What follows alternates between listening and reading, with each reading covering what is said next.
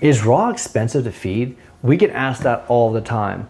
And it's not a simple question. I'll make a few things simple. If you have a small dog, it's gonna be cheaper. And the reason being is when you start including all the health costs over the lifespan of your dog, a small dog is not eating enough that even if it ate really expensive proteins, it's unlikely that the cost of the food is greater than the savings in vet bills and other healthcare problems.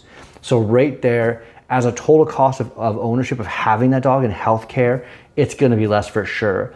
When you get into larger dogs like a Mastiff, where you're talking about a dog that weighs 100 pounds, 150 pounds, that type of stuff, then it becomes quite material as far as the cost goes. But that's also comparing, what are you comparing to? If you're feeding something like chicken, then it's not going to be that big of a difference. It's gonna be relatively similar, especially if you compare all the costs. And if you're feeding a premium type of kibble, it's definitely not gonna be that much of a difference.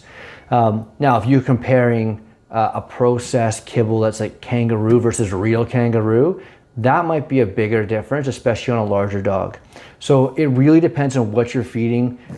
If you're feeding things like chicken, pork, turkey, those types of proteins that are not particularly expensive, then you'll find it really isn't that bad at all. And you'll find they'll eat less because they're getting more nutrition out of it relative to a lot of the kibbles out there.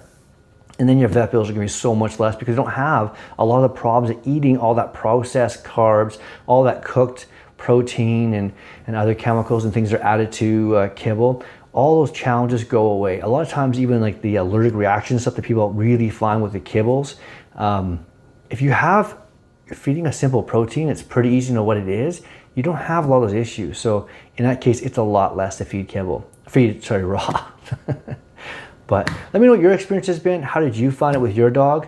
You can feel free to message us. Let me know.